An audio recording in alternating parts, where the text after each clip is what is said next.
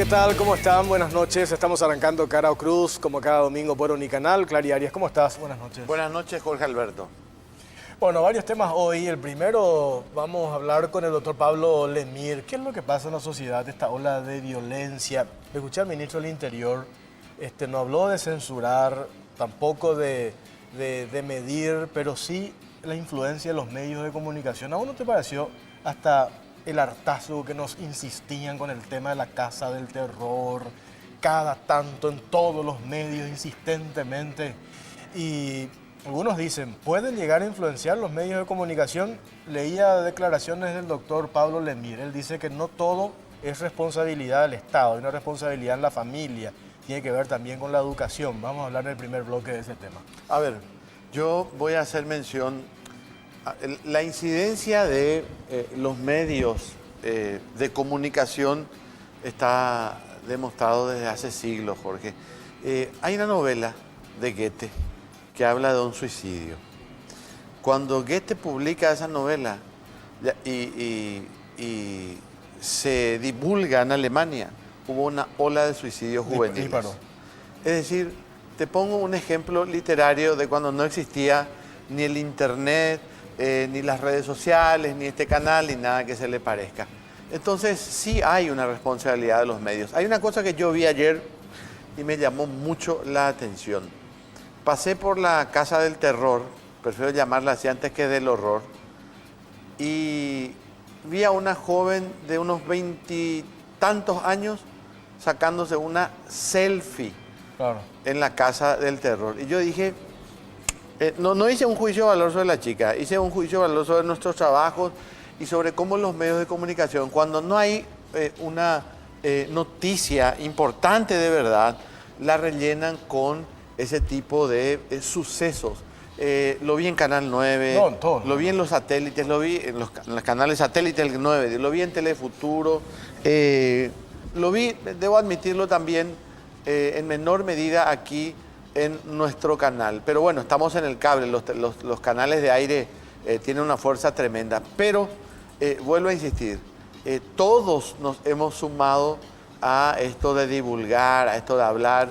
Hasta el hartazgo. Hasta el hartazgo. Claro. Hay un desenlace de eso. Lo que no Jorge. significa esconder la realidad, sino la manera de contar y la manera de presentar es una cosa, pero la insistencia y lo otro, que también podemos hablar con el doctor Lemir, la contaminación de la escena del crimen. Vos ves en otros países, cuando se da una situación como esta, 2 horas después la invasión de todos en el lugar y toda esa contaminación se toca, se manipula todo. Yo no sé si eso solamente pasa acá, ¿verdad? Yo creo que solo pasa acá. Yo creo que estamos aprendiendo todos. Primero que de un tiempo a esta parte, y creería yo desde los tiempos de Candy Amarilla, que se modernizó mucho el Ministerio Público y se tiene mucho en cuenta esta ciencia forense, ¿verdad? Lo que uno antes veía por televisión, sí. Hoy sabemos que un pelo puede descubrir un asesinato, por ejemplo. Sí. Eso no es ficción. Pero de eso se van a encargar los profesionales. La prensa me parece que todavía sigue en ese aspecto en pañales. Primero, al único periodista especializado que yo conozco en investigación de crímenes y delitos se llama Oscar Lovera. Después ni un solo periodista en este país puede decir que es especialista en la investigación de crímenes y delitos. Ni uno solo. Solo Oscar Lovera. La especialización es lo que nos falta también en los medios, porque estamos todos, somos opinólogos en todo, o sea, criminalística, derecho marítimo, derecho aeronáutico. Y así no funcionan los medios. Eso también implica que los dueños de medios invierten poco en los recursos humanos. Entonces se da, pero te estoy diciendo, lo que yo vi en varios canales. Ahí está el debate cuando te dicen, claro, cuando mostrás eso sube el rating. Y hay una competencia del minuto a minuto. Pues claro, si te meten hasta todo el tiempo, más vale que la gente prefiera eso, ¿verdad? Y ahí está el debate. La gente hay que darle lo que quiere o lo que necesita. O un equilibrio en todo caso, ¿verdad? Es el rating y nos tenemos que acostumbrar a eso, a como en el aire, en el minuto a minuto. No obstante, los canales, los medios, nosotros mismos, pudiéramos ofrecer voces especializadas en el tema. Por ejemplo, hoy nuestro primer invitado es especialista en este caso. Habrá que ver hasta dónde nosotros, como comunicadores, podemos sacarle el jugo e ir un poco más allá del escándalo nomás. ¿No llegaste a escuchar cuando incluso se planteó de que se llegó a oír voces en esa casa del terror y llegaron ya a convocar a especialistas en actividades paranormales para hacer una interpretación de qué es lo que pasa? La cuestión es así, ¿verdad? No, y después hurgar en el pasado de los primeros propietarios de la familia y llegar a aquel trágico suceso en los 80 del asesinato de Mario Luis Palmieri de Finis. O sea, ¿cómo llegás a un supuesto homicidio que ocurrió en la cuadra, a aquella tragedia también de los años 80 y a esta serie de homicidios? Segundo tema, unidad en la ANR, a partir de este encuentro que se dio entre el presidente de la República, el presidente de la ANR, Pedro Aliana, esa conversación telefónica que tuvo con el expresidente Horacio Cartes, ¿en base a qué se va a plantear lo de la unidad?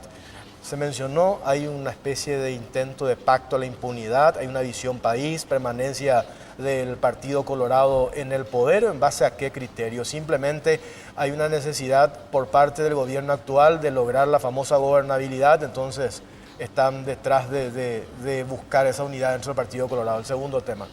Y el último, ¿qué es lo que hay detrás del caso Javier Zacarías Irún? Va a estar el abogado Ricardo Preda y Alba en Talavera, del gremio de los contadores.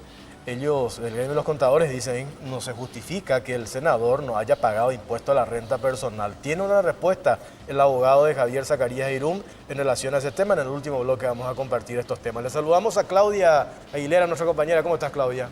¿Qué tal, Jorge? Un saludo también a Clary y por supuesto a todas las personas que nos acompañan esta noche.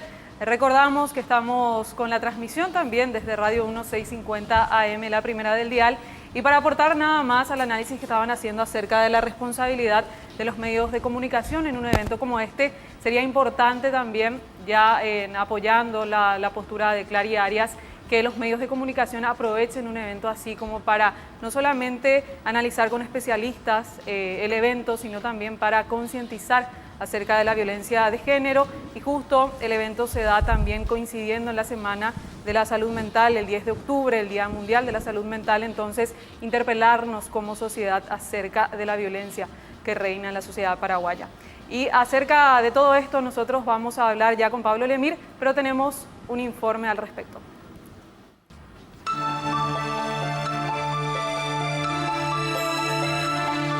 Un quíntuple asesinato sacudió a la ciudadanía paraguaya el lunes pasado. El hallazgo de 5 cuerpos de los integrantes de una familia en una fosa, despidiendo un olor nauseabundo, más la escena del crimen llena de sangre y moscas, fueron las características del hecho que tuvo como escenario una vieja casa en el microcentro de Asunción. Está sindicado como autor del horrible crimen Bruno Marabel, de 19 años, quien ya está recluido en el penal de Emboscada.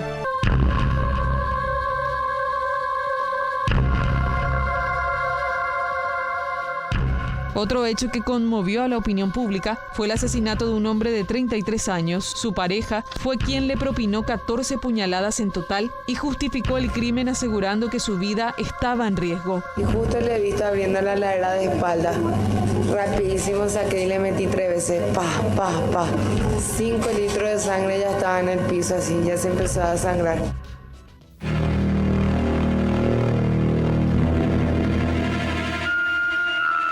La crueldad no conoce de edades y también llegó hasta 2 ancianos. Una pareja de abuelos fue encontrada muerta en una vivienda de San Lorenzo. Según la Fiscalía, se trataría de un feminicidio y posterior suicidio. La hazaña, el miedo, la atrocidad y la falta de piedad que revelan estos hechos violentos. ¿Qué es lo que revelan estos hechos violentos? Falta de seguridad, indolencia o una urgencia en la atención de la salud mental de la población. Y por supuesto ya establecemos la siguiente consulta a través de la cuenta de Twitter, @CaroCruzPay. ¿A qué atribuís los últimos hechos de violencia en la sociedad?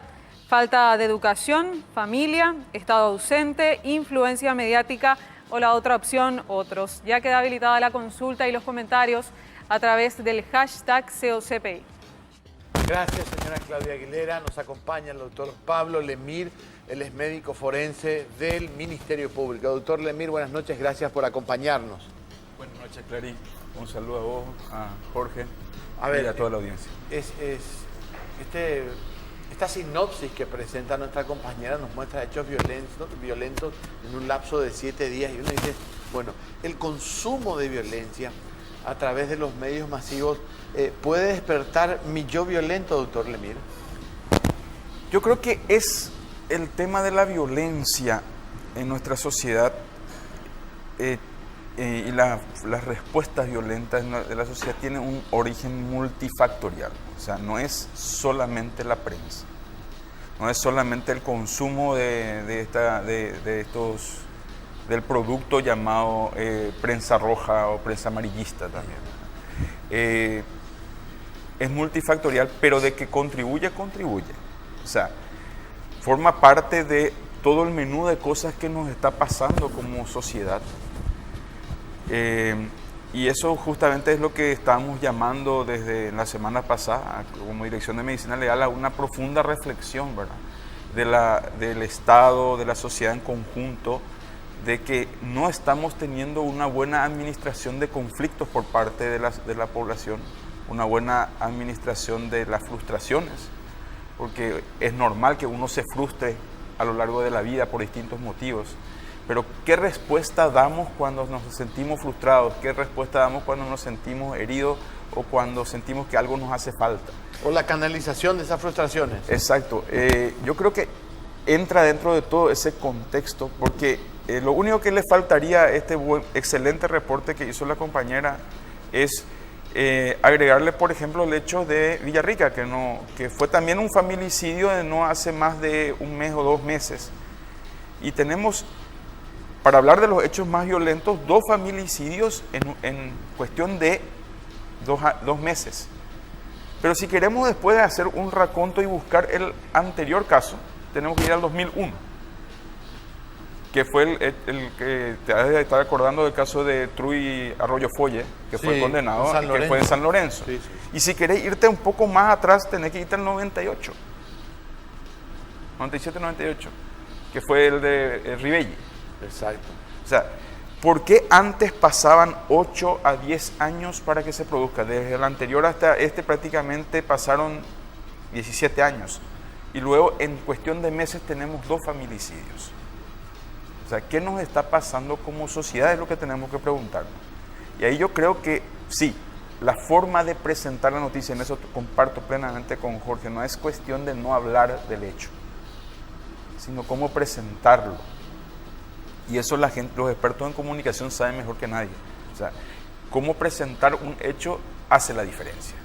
Cuando el otro día se juntaron referentes de distintas instituciones para conformar la mesa interinstitucional, Ministerio Público, Ministerio del Interior, Mujer, Niñez, Salud también, le preguntaron al Ministro del Interior cuál es el método y él dijo, pero para eso nos reunimos, queremos saber cuál es el método. Y yo te pregunto, exacto, y yo tampoco tengo la respuesta, Jorge, porque no es cada uno de nosotros tenemos que ir dando nuestras respuestas de acuerdo a nuestra área. O sea, la función del Ministerio Público es estar en el después, o sea, en lo que ocurrió el hecho e investigar. Como tal, también tenemos una responsabilidad como funcionarios públicos en la política del Estado de dar la voz de alarma, prender el semáforo rojo, es decir, algo nos está pasando. Posteriormente, incluso la academia, las universidades, la sociedad, los periodistas, etcétera, etcétera, los expertos en periodismo tendrán que sentarse dentro de esa mesa, van a tener que formar parte de esa mesa, la prensa, para poder plantear el cómo. ¿Van a convocar en esa mesa, o hablaron ustedes de intención, no sé, convocar gremios, sindicato de periodistas, claro foro sí, de periodistas claro del Paraguay? Sí. De hecho, yo personalmente, cuando me convocaron a esa reunión, estuvimos con el Ministro del Interior y con el Ministro de Salud, y le felicité al Ministro del Interior por un lado y al gobierno por preocuparse y por empezar a ocuparse. Pero señalamos ahí, junto con el doctor Julio Mazzoleni, el Ministro de Salud, que estaban faltando jugadores dentro de esa mesa. Y dentro de esos jugadores falta Ministerio de la Mujer, falta Niñez, falta Senat, falta Educación, obviamente Ministerio de Educación, porque hay que hacer una campaña nacional, y faltan los medios de prensa. Vos fuiste un poco más allá en relación al método, dijiste no podemos delegar todo a una cuestión de Estado o del Estado, sino hay una responsabilidad que nace ya desde ¿dijiste la familia o educación? La familia. La familia. Porque, ¿qué pasa? Acá tenemos que ser conscientes de algo. Fíjense nomás, caso de Villarrica, niño de 14 años. Este caso actualmente, el sospechoso es un joven de 19 años. Sí. Esta chica que está ahora mismo en algunas de las pantallas es también una chica joven. 26 años esta. Sí. Alicia Raquel Mereles, 26. Es una chica de 26 años. Sí. Esta juventud actual, es triste, pero ya estoy saliendo del área de juventud y vos también, ¿verdad? Porque somos más o menos coetáneos. Ya pasamos los 40.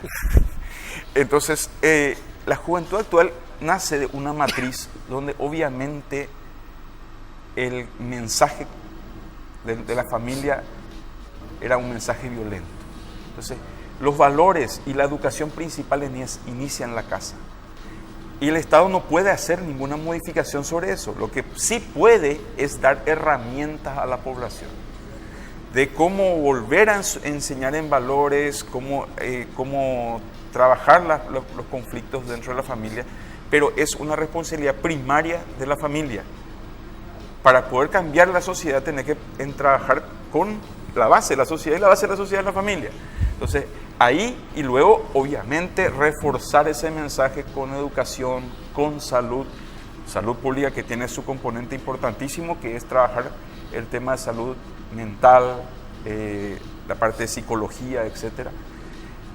Porque finalmente, ¿y por qué le tiene que interesar eso al gobierno?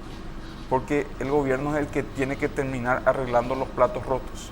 O sea, una sociedad violenta tiene respuesta violenta. Esa violencia genera criminalidad, esa violencia genera lesionados, lisiados y muertos, que también afectan a la salud pública. Claro. Doctor Lemir, quiero ir en específico al caso de la calle Oliva 881, casi Montevideo. Este chico Marabel, autor confeso al decir de la policía y del Ministerio Público, llevaba una vida absolutamente normal. Era, de hecho, según su supervisora, que hoy también está imputada, era un empleado ejemplar de una multinacional de comidas. Es decir, llevaba una vida absolutamente normal, trabajaba, cumplía con los horarios, no era un chico indisciplinado ni nada que se le parezca. Es decir, nosotros no podemos estar tampoco, obviamente, controlando a cada individuo en el clic que pueda hacer y detonar esa violencia que lleva adentro a raíz de causas familiares, como usted lo menciona. Pero, ¿usted recuerda en toda su carrera un caso así, que un solo joven haya liquidado a toda una familia, incluido 2 menores? Digo, que usted haya atendido. El caso Villarrica, el que acabo de mencionar, es un menor de 14. ¿Lo hizo solo? Sí. O sea, como dije, como estuvimos diciendo, incluso en este caso se dan otros componentes que pueden hacer sospechar que tal vez él no haya actuado solo. Pero también puede hacerlo solo, ¿verdad? ¿Cuáles son los otros componentes? Y bueno, y de repente uno piensa, es un joven de 19 años, se trata de una chica, una de las víctimas es una chica que era luchadora, casi profesional. Pudo haber dado cierta resistencia. Claro, o sea, había pautas y hay pautas como para pensar que tal vez él no haya hecho todo solo, ¿verdad? Porque, por ejemplo, en el caso de Villarrica no hubo ningún intento de ocultamiento de los cuerpos. Acá hubo no solamente intentos, sino que se los ocultó, ¿verdad? Él pretendió seguir con su vida por normalmente. Eso, o sea, es un poco más, es un escenario un poco más complejo que el de Villarrica, pero cuando me preguntas si es que hay un caso anterior de una sola persona, Villarrica. Ahora, doctor, le quiero insistir en una cuestión. Supuestamente este joven Marabel mata a uno de los hijos de su novia, lo ahorca creo que con un brasier. Sí. Y después arremete contra él, insistimos, post-mortem, y le da creo que 17 estocadas. 17. Obviamente allí no hay que ser un genio, hay un resentimiento, algo guardado del novio hacia el hijo de la de la novia. O sea, Bueno, eso finalmente lo van a trabajar los psicólogos y los psiquiatras para ver las motivaciones. Esa puede ser una de las hipótesis, otra puede ser el hecho de un simbolismo, otra puede ser una manera de pasar factura por algún motivo específicamente hacia la madre. O la madre pudo haber presenciado esa muerte. Por eso, eso finalmente lo va a poder responder cuando se arme todo el caso. Claudia. Le quería hacer una consulta al doctor. Entiendo esa parte de que se exija de alguna otra forma a la familia, que se inculque valores a los hijos y a las hijas, obviamente la familia como base de la sociedad, pero yo quiero hacer hincapié realmente también a la responsabilidad del Estado en atender a la población, porque todas las personas tenemos, como se dice en inglés, nuestros issues, ¿verdad? Más allá, porque creces en una familia que te da mucho amor, puede derivar también en un conflicto. Falta de amor también deriva en algún conflicto personal. Y ahí es donde yo digo, si es que estoy con un conflicto, ¿a qué institución puedo recurrir? Y en el caso, por ejemplo, de la mujer, ¿verdad? Que finalmente asesina a su pareja y alega que ya era violentada, el descreimiento para hacer una denuncia, por ejemplo, ante la Policía Nacional o para recurrir al Ministerio de la Mujer para lograr alguna ayuda. Esa parte creo que sí es fundamental también, además de la educación, ¿verdad?, en la familia. Por eso, al ser un problema multifactorial, todas las partes tienen que hacer su trabajo de manera correcta.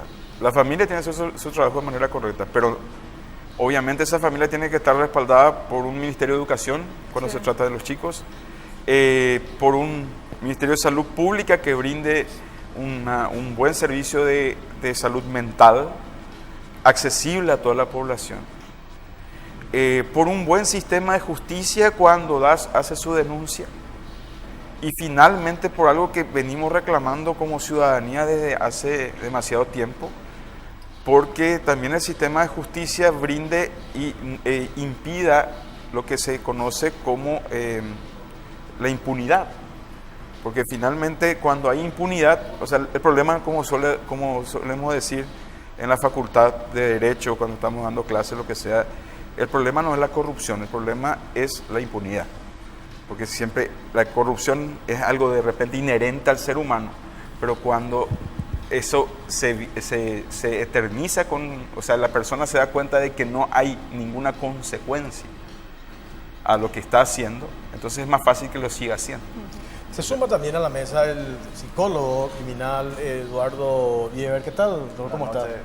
El caso uno de los casos de esta semana, esta joven, 26 años, Alicia Raquel Mereles, creo que fue en San Lorenzo ese caso, en San Lorenzo, sí, que decide liquidarlo a su pareja, y saltó publicaciones de ella en redes sociales, por ejemplo, una fotografía que usaba de portada, que prácticamente en el relato de la descripción de cómo ocurrió el hecho coincide: una mujer frente al refrigerador, sobre la mesa un cuchillo en la espalda del hombre. Y después en ese mismo post, o más abajo, ella dice que ganas tengo de matar a 2 personas. Eso lo posteó un año atrás. Ese comportamiento, uno dice, ya va trabajando para en algún momento ser una potencial asesina.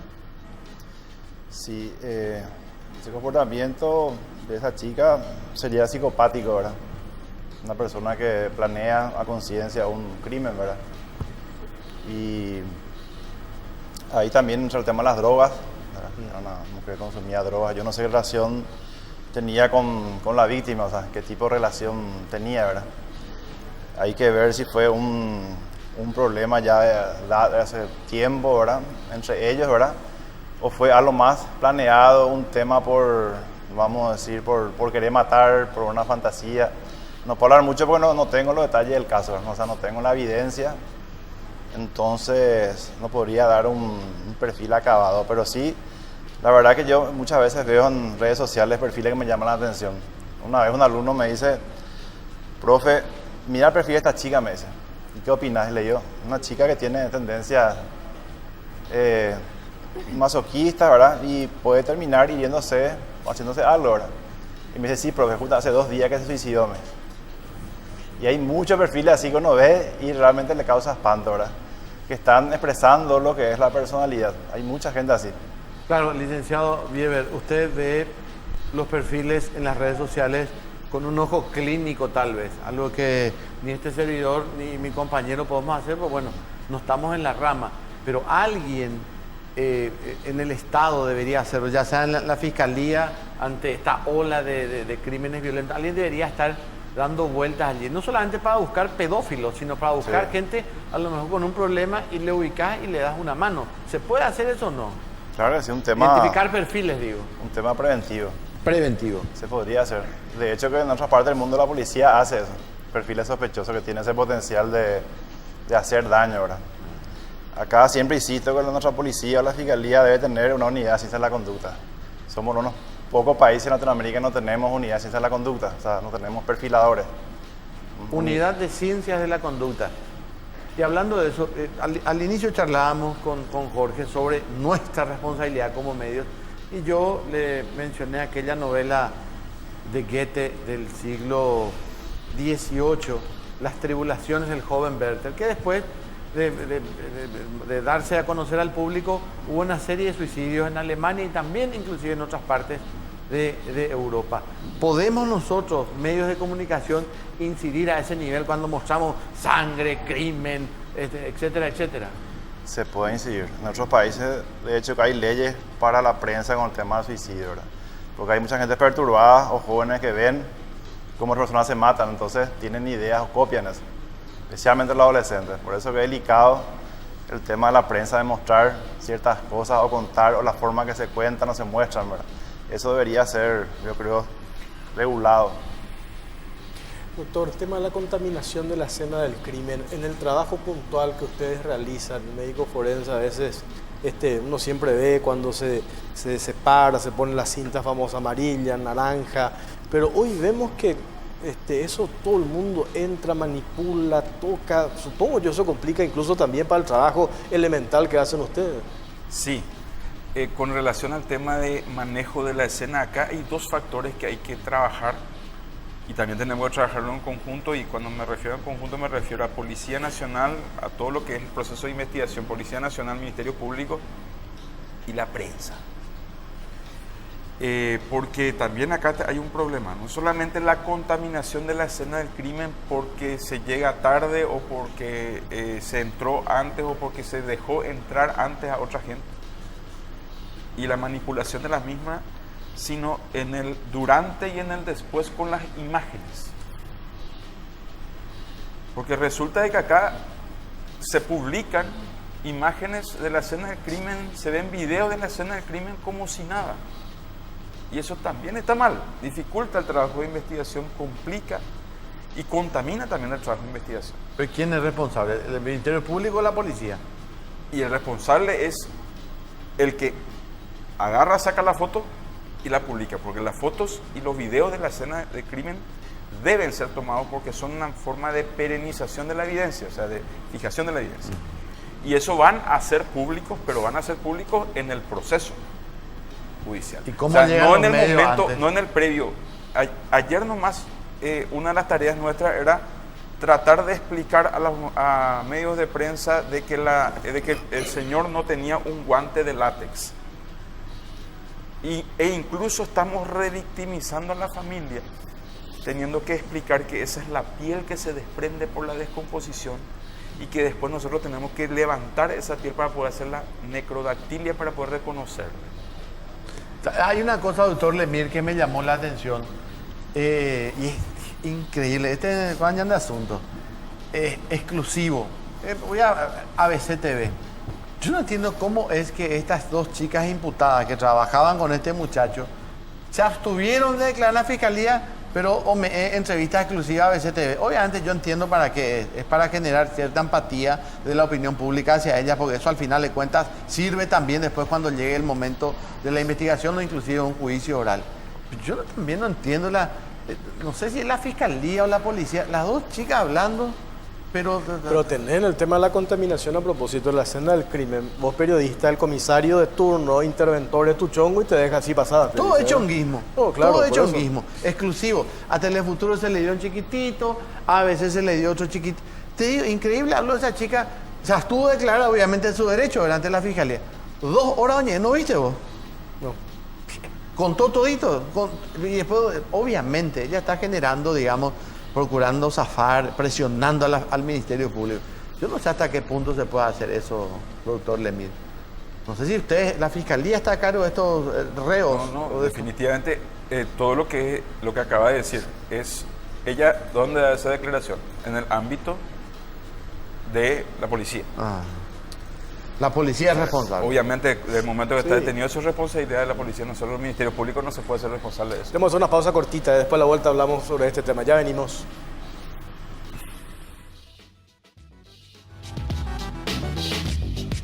Las redes sociales se dividen entre la gente que aparece ultra maquillada, posando de más y llena de filtros, y la gente que se muestra espléndida siendo ella misma. Pool, la única gaseosa con jugo natural de fruta, está del lado de los que no necesitan retocar con Photoshop lo que van a subir a Instagram, ni de los que cambian su tono de voz para impresionar, porque siendo nosotros mismos es más natural. Pool, menos filtro, es más natural.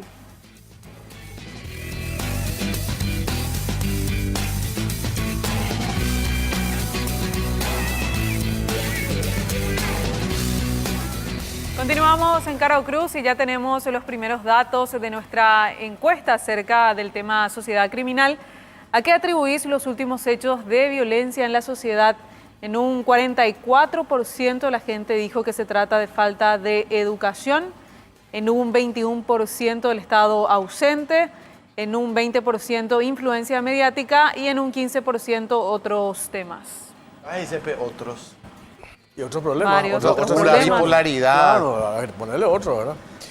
Está el licenciado Iber, acá me envían un mensaje, una abogada, me dice, no tenemos una política de salud mental, por más de que Paraguay es signatario de algunos acuerdos internacionales, dicen cada comunidad, por lo menos en un centro de salud, tendría que haber un área especializada en salud mental, cosa que hoy nosotros en nuestro país no tenemos, ¿es así? Es así, falta muchísimo por hacer porque el presupuesto creo que es 1%, algo así, del Ministerio de Salud. O sea, ahí comenzamos con el problema, ¿verdad? O sea, los recursos, ¿verdad? Y realmente necesitamos, o sea, yo creo que en cada ciudad debería haber, en cada comunidad debería haber un puesto de salud cuando haya un psicólogo para orientar para estos casos, ¿verdad? Realmente urge eso, ¿verdad? El tema de orientación. Hay mucha gente que necesita orientación. Hay mucha gente a lo mejor que con una buena orientación se salvaría de suicidarse, por ejemplo, o de ir y agredir a la familia porque estaba muy estresada, por ejemplo. Un psicólogo, un psiquiatra, por ejemplo, eso es muy importante eso. Pero acá el problema justamente del tema de la violencia es mucho más profundo, ¿verdad? Porque es un tema multifactorial. O sea, esto que estamos viendo ahora, esta violencia, todos estos problemas no se dan de un día para otro. Entonces hace años, décadas que la sociedad se va erosionando, vamos a decir, ¿verdad? Especialmente el tema de las familias. Yo trabajo en cárcel, hace años que trabajo en cárcel, ¿verdad? Y la población ahí va bastante homogénea, ¿verdad? Y siempre de ahí parten los problemas. O sea, ¿qué pasa? Un chico que se va, motochorro se va, le mata, como la vez pasada le mató a un playero, creo, ¿verdad? Y después empieza a bailar sobre el cuerpo, le patean la cara. Guardia de seguridad en Ciudad del Este. Eso a mí me indica es que ese chico nunca desarrolló empatía por otras personas. Significa que en la casa viene ese problema, ¿verdad? La mayoría de los delincuentes en nuestro país, por ejemplo, el padre está ausente, no le conoce, y la mamá generalmente distante no puede con él. Entonces, ¿qué pasa? La familia es el modelo básico donde el ser humano, o sea, aprende a socializar, a relacionarse con otras personas. Su familia es su modelo. Si en esa familia no hay afecto, no hay diálogo, no hay, vamos a decir, no hay un lazo afectivo, entonces ese chico tampoco va a tener con la sociedad, con la gente de afuera. Por eso esos chicos matan por 1000 guaraníes, por un campeón. Ellos no sienten el movimiento, ¿verdad? Porque ellos nunca crearon ese lazo afectivo, o sea, nunca desarrollaron empatía, porque eso en el cerebro del niño se va formando en los primeros años, ¿verdad? Si no hay estímulo, no hay afecto, entonces esa parte del cerebro, la parte frontal generalmente, no se desarrolla bien, ¿verdad? Entonces vienen los problemas. Y después con el tema de las drogas, la pandilla, se agrava el problema. Entonces ahí ya es un cóctel explosivo, ¿verdad? Pero no es la droga, doctor, Sí. licenciado Bieber. Sí. Ahora como muletilla se usa, no, pea drogadicto. Claro, Está ese como ese es un factor que puede precipitar, ¿verdad? Pero la causa realmente es más profunda. O sea, viene de un tema familiar, de un tema afectivo. Es así. Un La tema droga puede socialización. incendiar eso. La bomba, el alcohol puede, claro, lo que hace realmente es inhibir. Las drogas lo que hacen es, si yo soy violento, me drogo, entonces voy a ser más violento. Una persona tranquila que se droga no va a ser violenta. Si es que no tiene una personalidad previa para ser así. Licenciado Bieber, y estas situaciones que vivimos, digamos, los ciudadanos, entre comillas, normales, en el tránsito, por ejemplo, que la gente está mucho más belicosa, Intolerante. intolerante. Efectivamente, hoy, o sea, carajearse en el tránsito es normal, moquetearse, yo diría que ya es normal, y en cualquier momento, bueno, te sale un loco que justo está armado, te mete 5 balazos porque no prendiste el señalero. O sea, ¿qué nos está diciendo esa situación de intolerancia? Lo que está diciendo es que en la sociedad hay mucho estrés y la gente no está manejando ese estrés. No está sabiendo hacer frente al estrés. Porque el problema no es el estrés, el problema es cómo yo le hago frente a los problemas. Y eso es lo que la gente, ahí falta educación, como están diciendo ustedes, o sea, falta hay orientación de salud mental, o sea, eso es lo que falta, o sea, la gente no sabe qué hacer. Y hay personas que tienen, por su personalidad particular, entonces tiene esa predisposición a justamente a reventar, ¿verdad? A ser impulsiva. Y son personas que por ahí después se dan cuenta de lo que hicieron ya es tarde, ya se arrepienten lo que sea, pero ya hicieron, ya reventaron, ya justamente pues no pusieron a controlar su impulso, ¿verdad? Y ese es un tema que se puede educar, que se puede entrenar. O pastillear. Y hay casos de gente que necesita medicación, seguramente, ¿verdad? Pero no, o sea, es un porcentaje bajo, ¿verdad? La mayoría el problema es falta de orientación, falta de asistencia, o sea, problemas familiares, económicos, son cosas que se suman. Ahora, para redondear, y por último, doctor Pablo Lemir, esto que vimos en la encuesta, percepción de la gente, coincide con eso que dijiste. O sea, ¿dónde radica el problema? Educación / familia. Claro, porque, y estoy plenamente de acuerdo con lo que está diciendo el licenciado, la educación empieza en la casa, la educación en valores, la educación de cómo, la educación en la empatía, en el diálogo, en cómo administrar los conflictos. Eso empieza en la casa, se refuerza en la escolaridad y se refuerza con un buen sistema de educación en el colegio, en la escuela y con un buen sistema de salud mental. Pero empieza en la casa y esas herramientas es las que tenemos que reaprender en la sociedad. Reaprender a no ser violentos en la familia, porque si vos tenés un papá y una mamá que viven agrediéndose y sos una criatura que está dentro de ese ámbito de violencia intrafamiliar, obviamente para vos ese es tu ejemplo de amor. Entonces para vos la comunicación afectiva pasa por el garrote. Entonces obviamente eso después vas a replicar en tu vida, en el resto de tu vida. Y eso es lo que estamos viviendo ahora. Le quería hacer una consulta al licenciado. Mencionaba el tema del presupuesto para reforzar todo lo que es la salud mental en el sistema público, pero ¿cómo se hace en una sociedad en la que, por ejemplo, juzga a una persona que se va al psicólogo de loco luego ya, ¿verdad? Como que hay una resistencia muy fuerte a si una persona se siente mal a ir al psicólogo porque ya es tildado. O al psiquiatra. Olvídate, claro. Sí, es algo que tenemos, es algo que hay que superar. Acá nuestro vecino en Argentina, irse al psicoanalista es algo Está de lo moda. más común. Es igual que tener un odontólogo, o sea, un médico.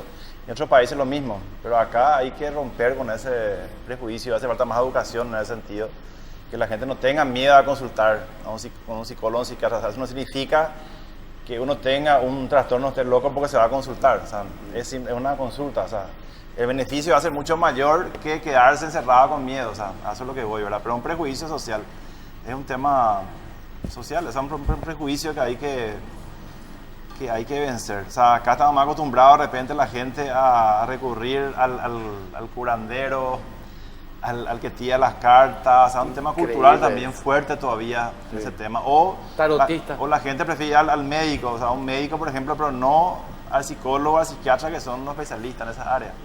Ese es un tema cultural, yo creo que es más bien. Sin duda. Bueno, tenemos que despedir a estos dos excelentes Profesionales. que tuvimos hoy. Es un tema mucho más profundo, Jorge. No, sin ninguna duda. Yo insisto en ese tema que planteamos al inicio, ¿verdad? La responsabilidad también de los medios, que lo que dice el doctor Pablo Lemir. En esta mesa interinstitucional hay actores que faltan sentarse para determinar cuál es el método para hacer frente a esta situación. Si no, vamos a seguir con casos similares a los que tuvimos, la Casa del Terror, la joven esta, que la manera en que ella describe así con una naturalidad, ella cuenta cómo le liquidó a su expareja, ¿verdad? O sea, sí. Bueno, nos vamos. Sí. Este bloque, por lo menos, a la vuelta vamos a ver si son tolerantes, si vinieron con estrés o sin estrés los colorados. Por un lado, un representante, un líder de Honor Colorado, y por el otro lado, un hombre que se ha vuelto en los últimos días la cara más amigable de este gobierno. Eso después de los mensajes.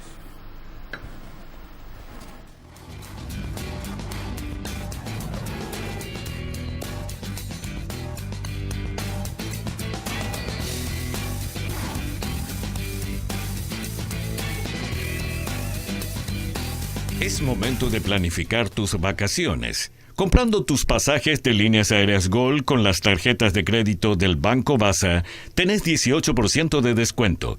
Y además, podés hacerlo hasta en 12 cuotas. Si todavía no tenés tu tarjeta de crédito o para conocer las bases y condiciones, ingresa a www.bancobasa.com.py o llama al 618-7070. Banco Basa. Cuando quieras, estamos.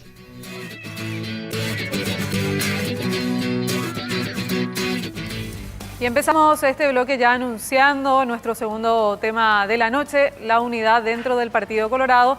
Y tenemos que recordar que ya se dio una reunión entre el presidente de la República, Mario Abdo Benítez, y el presidente del Partido Colorado, Pedro Aliana. Se anunció, o se anuncia, mejor dicho, una posible reunión entre el expresidente Horacio Cartes, que es líder de Honor Colorado, y el presidente Mario Abdo Benítez, pero todos los detalles a continuación.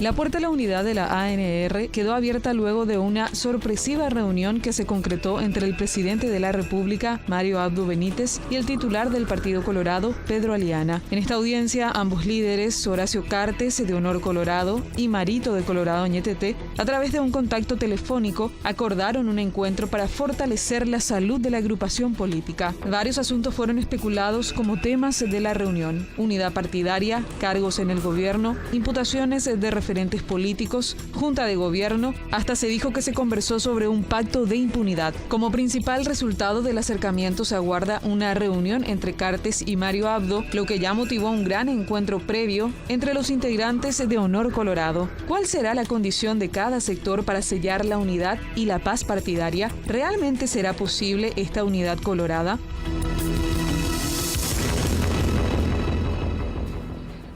La consulta que hacemos a través del Twitter, @CaraCruzPI, es la siguiente.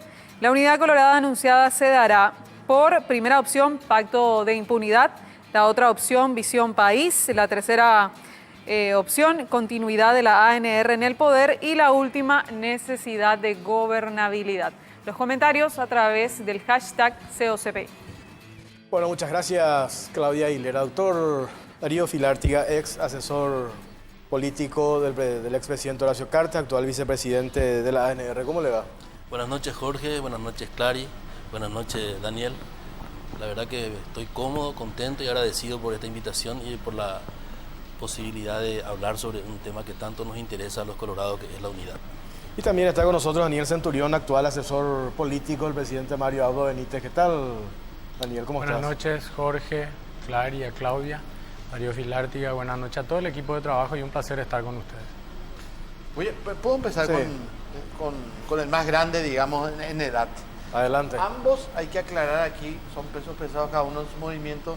De hecho, está el antecesor y el sucesor al cargo. Asesoran al presidente de la República desde el punto de vista político. Para mí es vital que el presidente de la República tenga a leales, cercanos e inteligentes asesorando en temas políticos. El doctor Filártiga lo hizo con Horacio Cartes, así que mi primera pregunta es si, doctor Filártiga, ¿usted cree que algo hicieron mal, en algo fallaron, algo faltó para que haya esta división en el Partido Colorado siendo gobierno?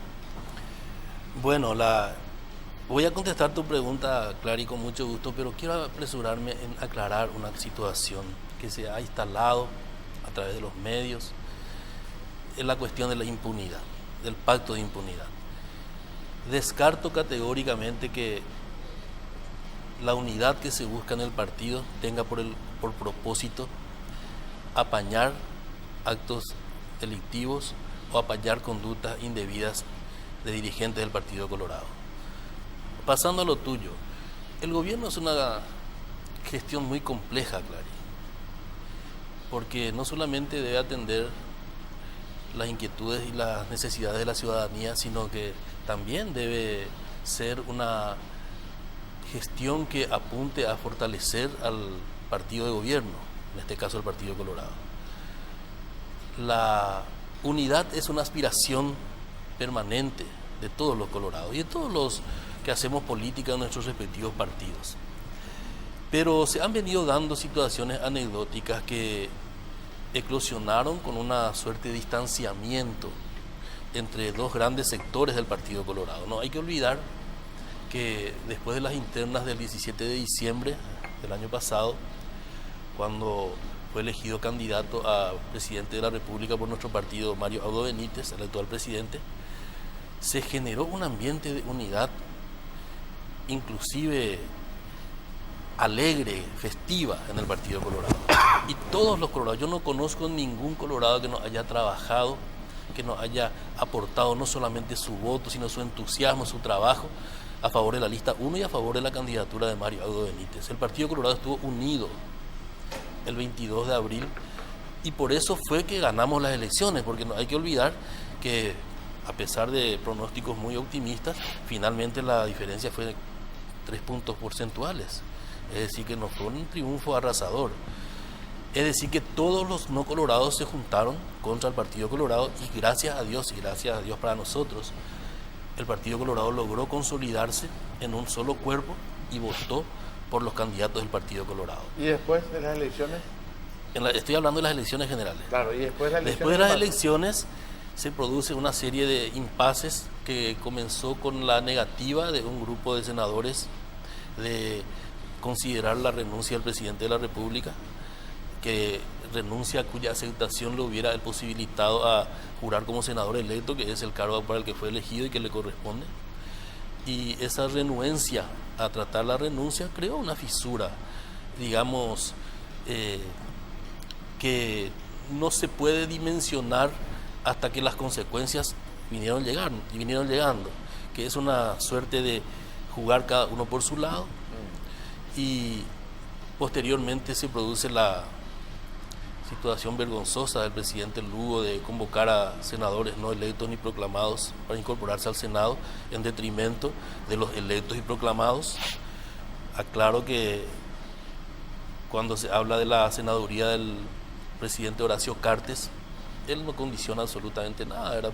Pero no se puede negar que es un derecho que le dio el voto popular, que le dio la justicia, en fin, todos los factores que deben fortalecer y sustentar una candidatura los tiene esos factores el presidente Cartes, y aún así no pudo incorporarse al Senado. También crea una situación de incomodidad e inquietud en todo ese pueblo que, repito, al unísono trabajó para la candidatura de este gobierno colorado, hoy presidido por Mario Audo Benítez. Y cuando se habla de sin condicionamientos, porque se habla mucho de la unidad sin condicionamientos, yo creo que los condicionamientos siempre tienen que existir, de manera que unos acuerdos sean firmes y duraderos. Los condicionamientos no se refieren precisamente a cargos dentro del gobierno, que aclaro, no es lo que pretende nuestro grupo político. Nosotros no pretendemos, no pedimos cargos en la función pública. ¿Y qué tipo de condicionamiento? Y condicionamiento que se respete al partido, por ejemplo. Este partido nuestro, el Partido Colorado, tiene una directiva y una conducción elegida el año 2015 y los miembros de la Junta de Gobierno actualmente en vigencia fueron electos con una diferencia de más de 300.000 votos en las elecciones de julio de 2015. Es decir, acá se habla mucho de que no se respetan las proporciones y no es así.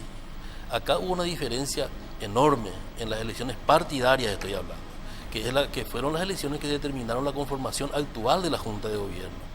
Y en esa conformación existe un respeto riguroso a la proporcionalidad.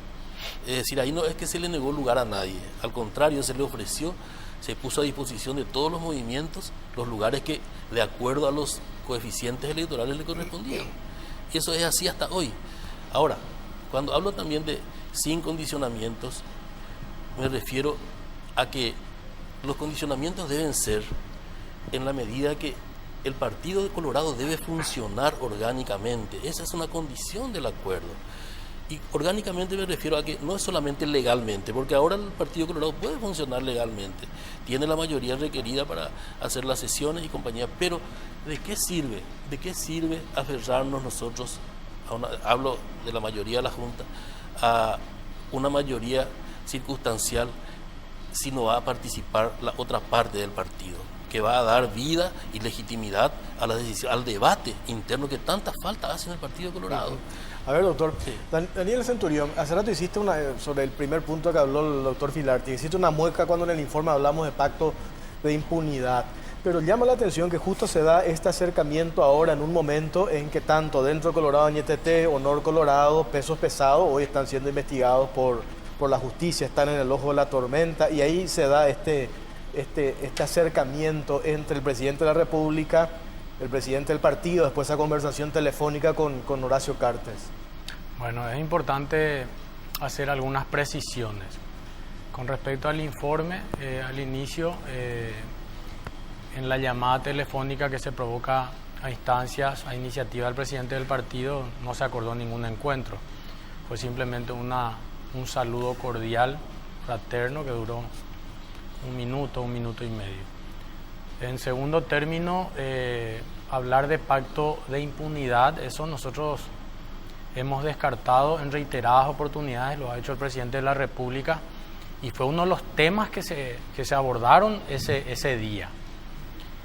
Pero quiero yo volver y contextualizar esa reunión que se da entre el presidente de la República y el presidente del partido.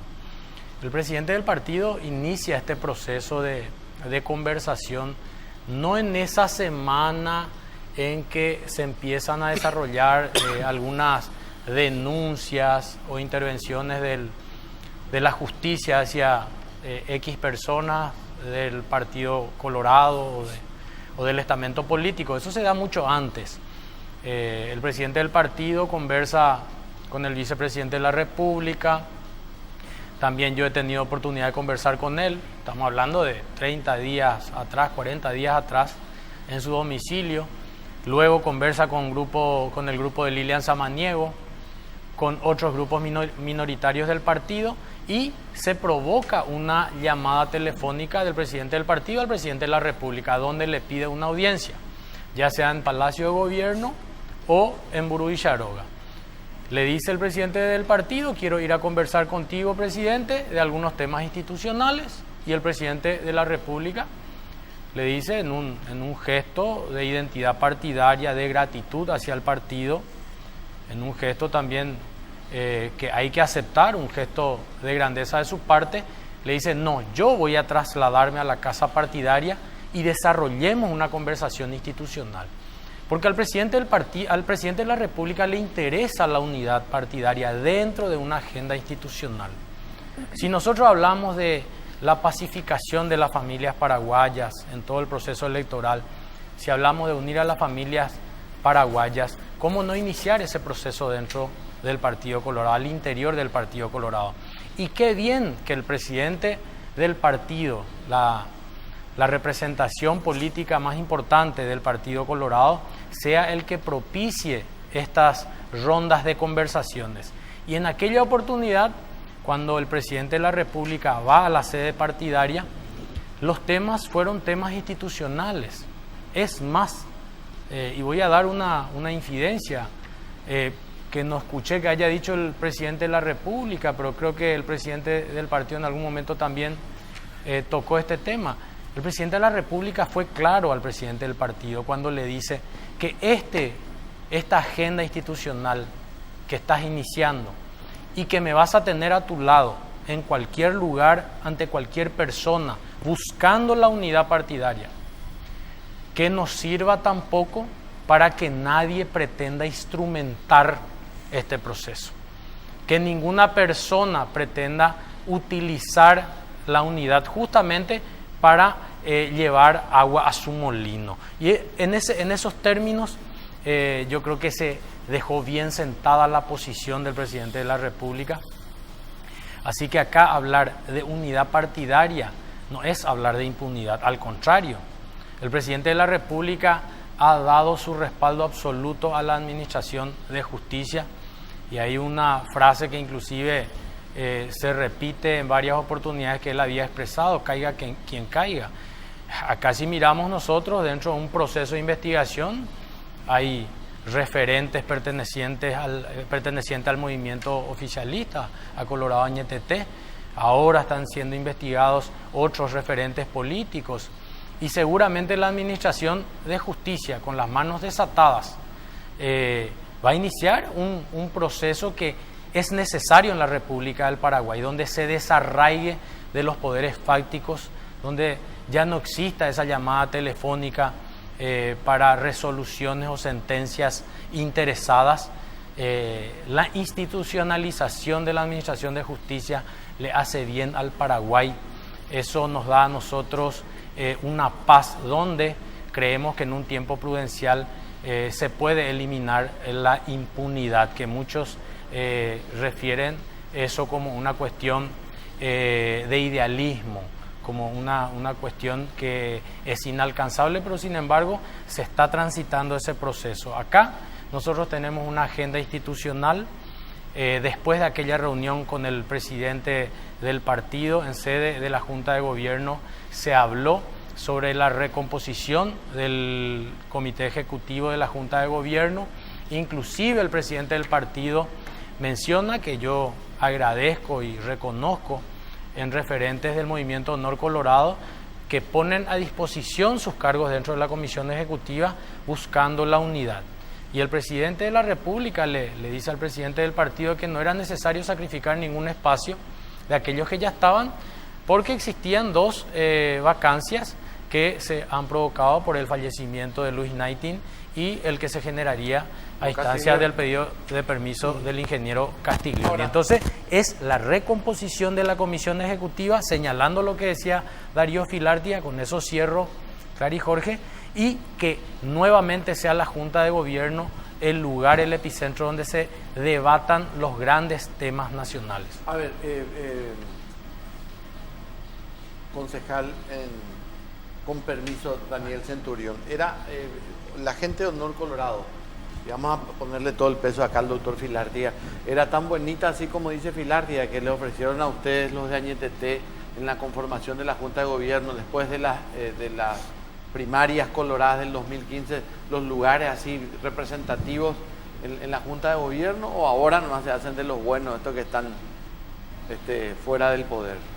Ese es un tema debatible, Clary, Jorge, y yo prefiero mirar hacia el futuro. Miremos el pasado para corregir los errores a partir de hoy, y que tengamos en un futuro inmediato la anhelada unidad partidaria. El Paraguay necesita de la unidad del Partido Colorado.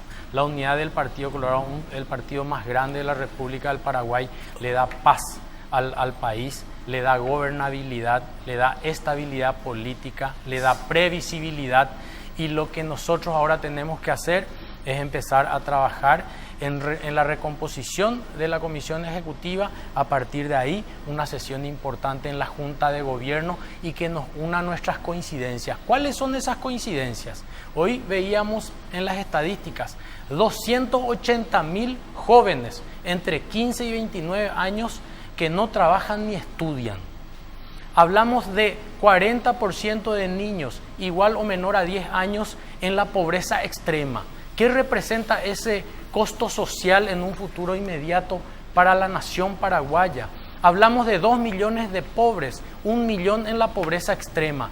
Esos son los temas que desde el Partido Colorado tenemos que empezar a abordar, y desde las comisiones auxiliares empezar a plantear alternativas de solución, recetas para el gobierno, que es un gobierno de representación colorada, porque el presidente de la República es un dirigente del Partido Colorado, una persona con identidad partidaria, y a partir de ese trabajo en conjunto entre partido de gobierno y ejecutivo, y los debates que se realicen en el seno partidario, llevar esas soluciones al Paraguay. Eso es lo que nosotros hoy necesitamos hacer. No mirar más ni buscar culpables, si de este lado o si del otro lado. Entonces ahí vamos a caer en el empantamiento que un pequeño grupo que son mercaderes de la discordia pretenden permanentemente, no solamente al interior del partido, sino esos mercaderes de la discordia, Dani, perdón que te interrumpa con tanta brutalidad. Sí. Son colorados esos mercaderes de la discordia. Y existen en todos los partidos políticos. O sea, de colorados hay, mercaderes de la discordia. En todos los partidos políticos, que lucran política y accesoriamente con la discordia. A ver, doctor Filarti, bueno, ahora ya enumeró acá el asesor político sobre qué se va a construir esa unidad partidaria, porque suena muy abstracto toda la unidad partidaria, pero ¿en base a qué? La unidad partidaria se construye en base a cuestiones en común, acuerdos, ¿verdad? Pero ¿qué van a acordar? Se pregunta, por ejemplo, ¿van a reconocer la senaduría de Horacio Cartes? No, eso no se habla. Entonces yo digo, pues eso ¿cómo va a construir si ni siquiera se respeta el Estado de Derecho? Va a construir una unidad. ¿En base a qué? Borrón y cuenta nueva, empezamos como, acá no pasó absolutamente nada, miramos para adelante, ese va a ser el criterio. Acá lo que existe, Jorge y Clary, es una voluntad de unidad. No puede decirse todavía se va a hacer el acuerdo de unidad sobre estas condiciones o sobre estos pactos. No existe aún esa determinación exacta de qué es lo que se va a acordar. Pero lo que existe es una voluntad clara de ambas partes de la necesidad de abordar el tema de la unidad. La postura del presidente del partido, Pedro Aliana, ha sido clara desde el principio, ha llamado a la unidad, ha buscado la unidad. Y ese paso del presidente Mario Abdo Benítez de venir a nuestra casa, a la Casa de los Colorados, a visitarle al presidente del partido, a hablar de la unidad, es un paso trascendente en la demostración de la voluntad de unidad. En cuanto al movimiento Honor Colorado, y la verdad que hablar de movimientos políticos fuera del periodo eleccionario es hasta impropio, pero se ha hecho costumbre, porque los movimientos internos fenecen con la elección. Es decir, ahora somos un grupo político, digamos, que tal vez en otras elecciones en el futuro nos organizaremos de vuelta como Movimiento Honor Colorado, pero en este momento yo prefiero hablar como vicepresidente del partido. Y digo que la responsabilidad de la unidad es grande para todos los colorados y principalmente para el gobierno, porque este es un gobierno colorado, bien lo ha señalado Daniel.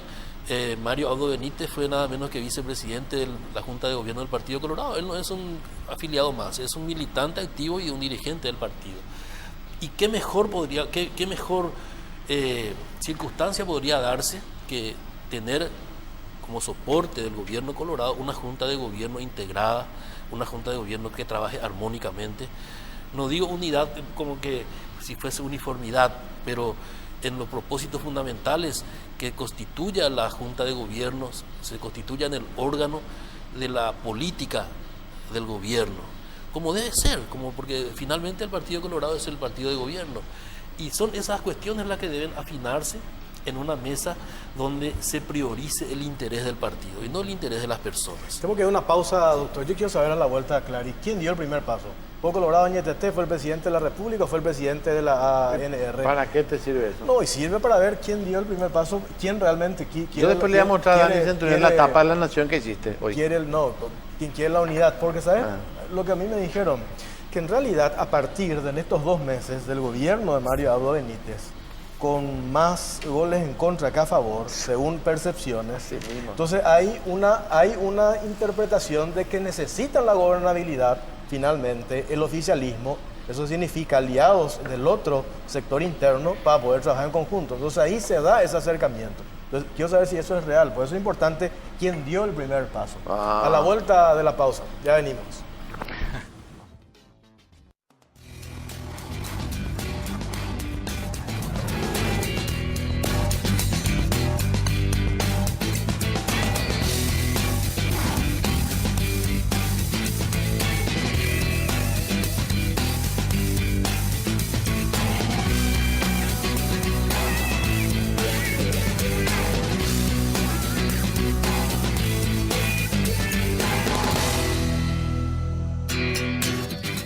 Continuamos en Caro Cruz y vamos a ver los primeros números de esta encuesta que habilitamos acerca de la unidad colorada anunciada.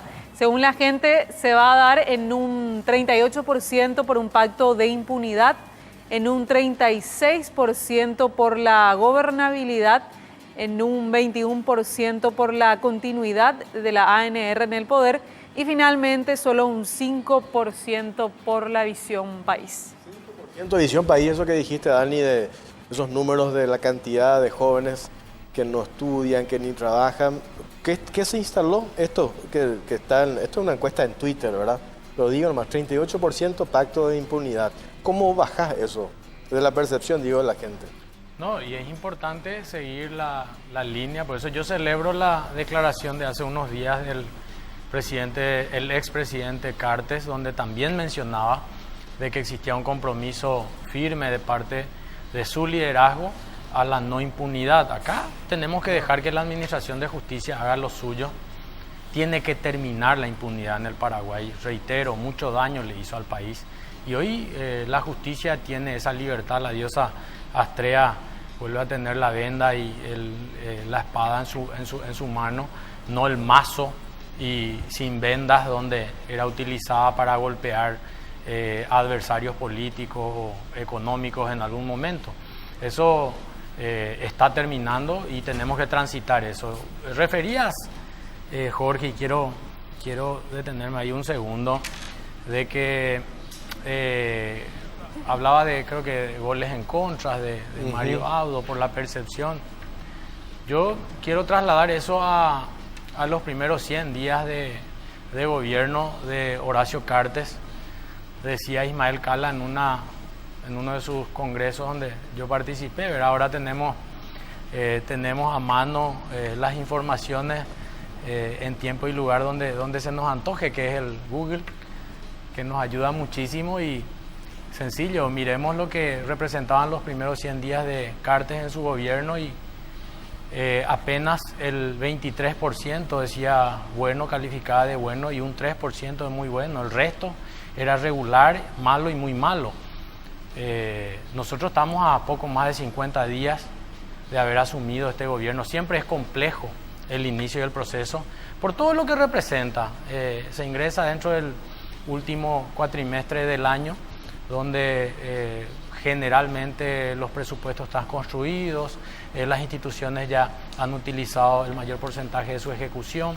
En fin, estás heredando lo que viene. Entonces, es muy complejo arrancar. Yo esperaría un tiempo prudencial, un tiempo más, y si queremos, como es tradición, utilicemos los primeros 100 días, pero no a 50 días de haber asumido hablar ya de calificación o de descalificación. Ahí le tenés a Julián Vega, el ministro, esos director son, de migración designado, fue un esos son errores individuales, personales, y que tienen su mucho costo. que ver, tiene mucho que ver el criterio que se utiliza a la hora de designar las personas que van a ocupar cargos importantes. Las personas acá son responsables y hay una instrucción clara de parte del presidente de la República. El que hace mal la gestión, el que mete la mano en la lata, que se vea con la justicia y mínimamente a la calle. Y eso está ocurriendo y seguramente no va a ser por estos errores cometidos de repente por lo que ocurrió con Julián Vega, sino seguramente otros actores, así como se dieron también en otros gobiernos, que es natural. Reitero, los ministros, los secretarios de entidades, los directores, los gerentes, no vienen de Marte, no son de la divinidad, son seres humanos como nosotros y que tienen una alta responsabilidad. Y si no cumplen esa responsabilidad, este gobierno es claro, es firme en cuanto a la determinación que se va a tomar. Reitero, mínimamente a la calle y en el peor de los casos, verse con la justicia. Ese es el escenario que le espera a aquellos agentes públicos que no cumplen con su alta responsabilidad de administrar la cosa pública. A ver, yo lo que creo es que hay menos tolerancia de la gente luego para con los políticos en general, y que a ustedes les toca esta, ¿cómo es que le llaman esta coyuntura, verdad? Una coyuntura que hasta puede ser internacional, inclusive en temas económicos como, no sé, la suba del petróleo, etcétera. O sea, se les vino todo mal. Ahora, hay una sola cosa, Dani. y perdón que te tutee así con tanta familiaridad, y es que ustedes los colorados nos están complicando la vida a todos los paraguayos en el sentido de que esta transición de abril a agosto no fue de las mejores y comenzaron débiles como partido. Y no hace falta ser un genio para recurrir a la literatura y recordar lo que decía Martín Fierro: si entre hermanos se pelean, los devoran los de afuera. Sencillo es. Un partido colorado débil, dividido por A, B, C de motivos, no complica a los paraguayos. Así es. O sea, se están tiroteando entre ustedes. La oposición, adiós, gracias para ustedes, es tan inútil e imperfecta, porque no están sacando provecho de estas cuestiones, salvo que han perdido una senaduría de manera horrible, y no sé qué otras cosas más pueden pasar aquí a fin de año. No, pero se está trabajando en la unidad, está la agenda institucional, y ahí quiero también responderle a Jorge, porque hablaba él de que el presidente de la República se comentaba de que fue el que inició ese proceso, sí, por una cuestión de que no recuerdo los términos que utilizaba. Valorar gobernabilidad. Sí, realmente yo quisiera, Jorge, que le traslade esa pregunta al presidente del partido. El presidente del partido inicia este proceso. El presidente del partido, y que me parece bien, es su rol. Claro. Reitero, es la máxima autoridad política de nuestra nucleación política. ¿Quién más interesado que el presidente del partido en lograr la unidad partidaria?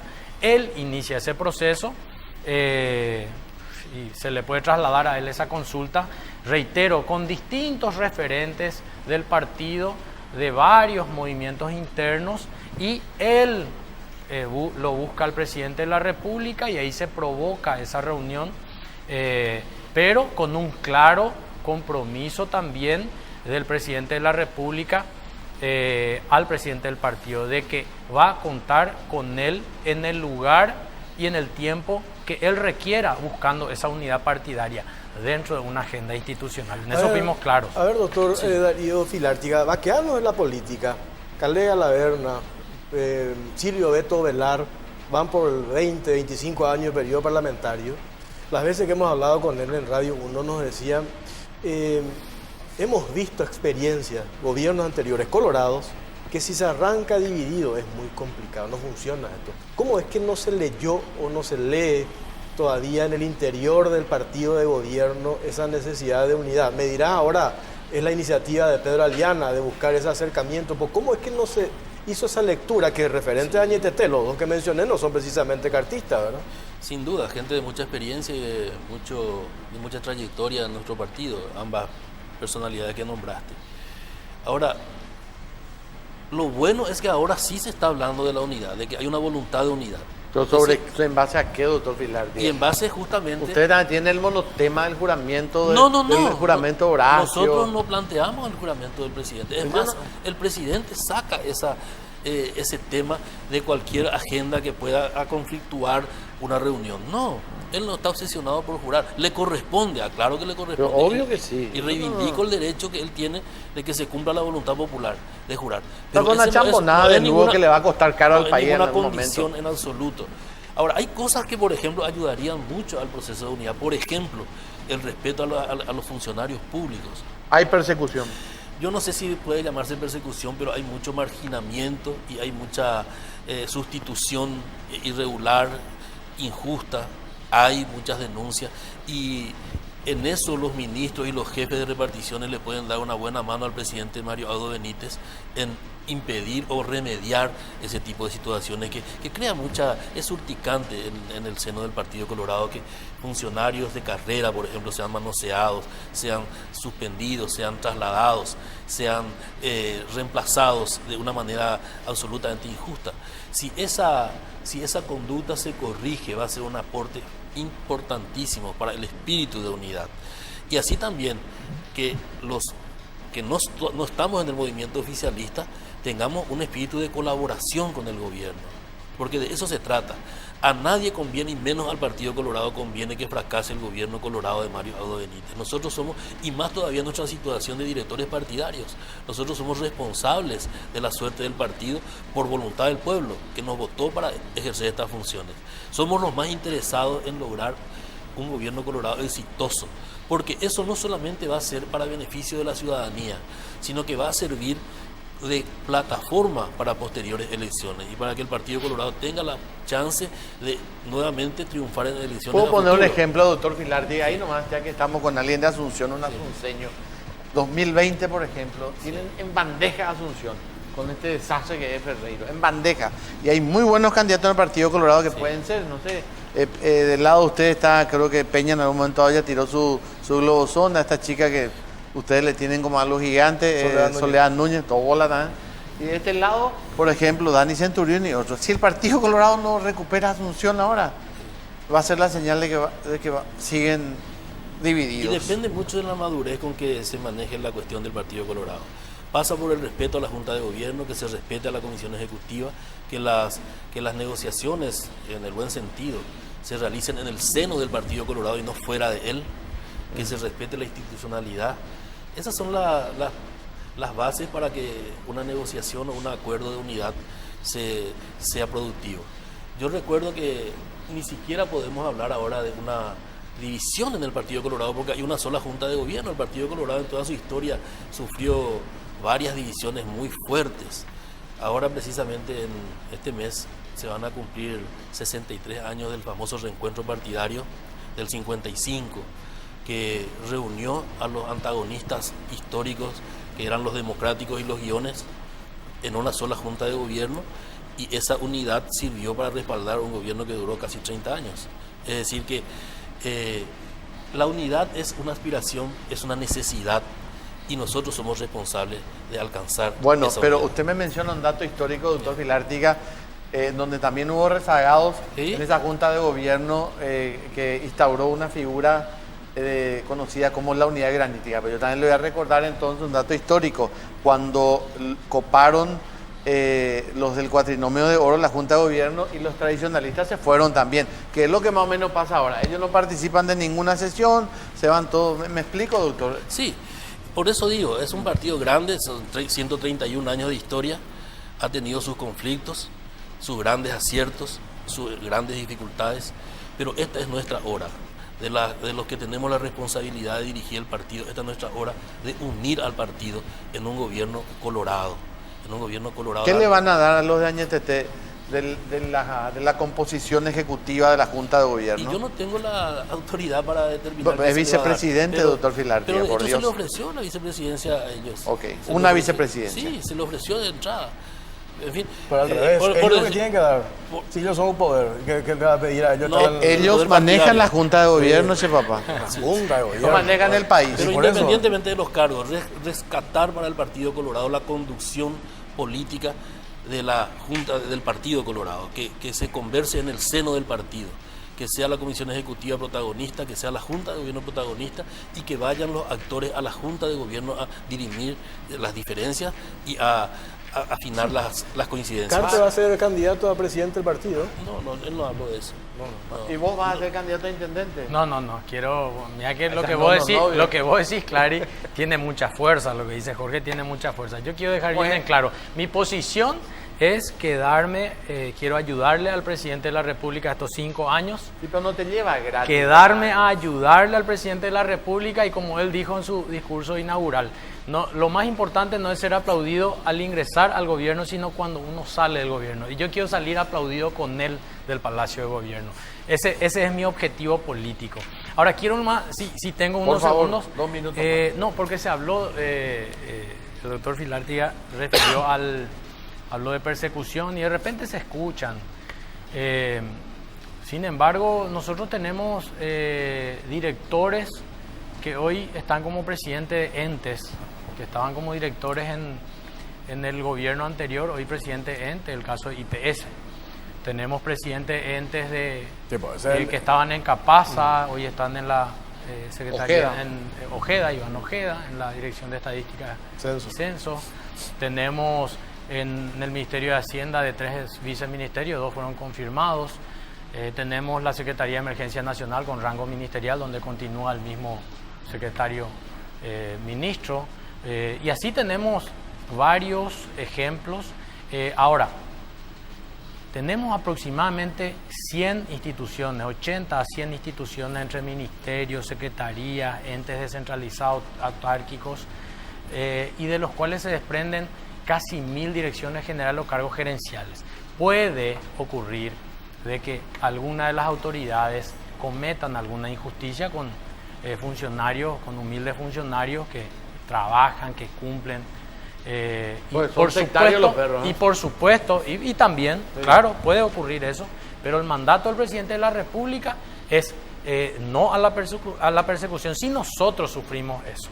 Yo, dentro de mi oficina, tengo una carpeta de aproximadamente 400 personales que estaban en la función pública y fueron desafectados durante la campaña electoral. O sea, él era tu verdugo antes. No, y es lo que plantean. Pero, Clary, entre esos 400 nosotros tenemos que separar la paja del trigo también, doctor, porque de repente te vienen con reivindicaciones que fueron perseguidos, que fueron destituidos injustamente, pero vos hilás fino y trabajás caso por caso y te encontrás gente que no iba luego a laburar, gente que planilleaba y algunos inclusive involucrados en hechos de corrupción. Entonces, hacer un buen trabajo y de que no se cometan injusticias. Es el mandato del presidente de la República y nosotros estamos operando en consecuencia. Entonces quiero nomás sacar un poco eso de lado, porque no es el espíritu del presidente de la República. Al contrario, yo solamente esta semana, mi querido doctor Filártiga, he cerrado un informe donde aproximadamente hemos atendido a más de 700 personas en audiencia, de todos los colores, gobernadores, intendentes, presidentes de seccionales, ciudadanos, entidades gremiales, de todos los colores, y muchas reivindicaciones, y hemos atendido esas reivindicaciones y hemos operado para que no se cometan esas injusticias, porque ese es el mandato del presidente de la República. Dani Centurión, gracias por tu tiempo, muy amable. Al contrario, un placer. Doctor Filártiga, gracias por su tiempo. Bueno, muchas gracias a ustedes por la oportunidad y al pueblo colorado la tranquilidad que vamos a hacer todo lo que esté en nuestras manos para lograr el anunciado y esperado entendimiento en el seno del Partido Colorado. A la vuelta de la pausa está con nosotros el abogado Ricardo Preda y la contadora Alba Talavera. Ya venimos.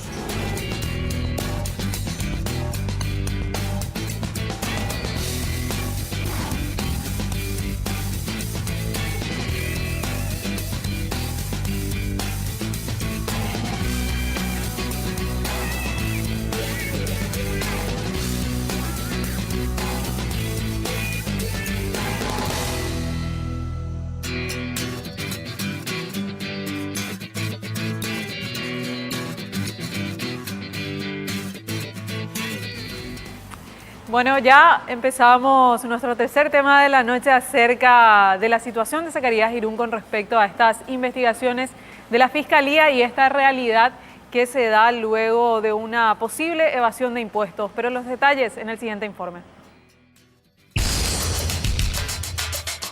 El senador Zacarías Irún es investigado por la Fiscalía por enriquecimiento ilícito, lavado de dinero y asociación criminal. El Ministerio Público realizó varios allanamientos en el marco de esta pesquisa y salió a la luz que el legislador colorado aparentemente nunca pagó el impuesto a la renta personal, pese a percibir 2.400 millones de guaraníes en un año, por lo que también está siendo investigado por evasión. El senador Javier Zacarías Irún había justificado esta situación con el pago del impuesto a la renta comercial, industrial o de servicios, IRASIS, por el funcionamiento de sus empresas Gestiones del Este S.A. e Itapema Constructora S.A. Su abogado, Ricardo Preda, también aclaró que se trató de un error de la contadora, pues lo que se hizo fue sumar los ingresos del senador en concepto de alquileres de inmuebles y honorarios profesionales de abogado para deducir el 10% y abonar el IRASIS, cuando el IRP y este tributo deben ser pagados de forma individual. La pregunta que habilitamos en el Twitter, @CaraCruzPI, sobre este tema es la siguiente. Sobre la investigación a los Zacarías, ¿crees que se trata de hechos de corrupción, persecución política o bien una campaña mediática? Los comentarios a través del hashtag COCPI. Bueno, gracias, señora Claudia. Hay dos profesionales de primera hoy aquí.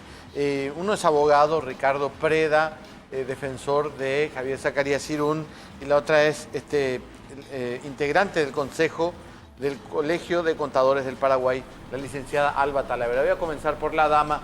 Alba Talavera, buenas noches antes que nada. Cuando escuchábamos esta semana las explicaciones sobre la elección del impuesto, no voy a pagar el IRAGRO y no el IRP. Irasis, perdón. Algunos dijimos, bueno, caramba, qué linda sería la vida si pudiéramos elegir qué impuestos pagar, ¿no? ¿Se puede o no se puede hacer lo que hizo Zacarías Irún? Buenas noches, Clary, buenas noches, Jorge y Claudia, cuya madre les saludo, es contadora.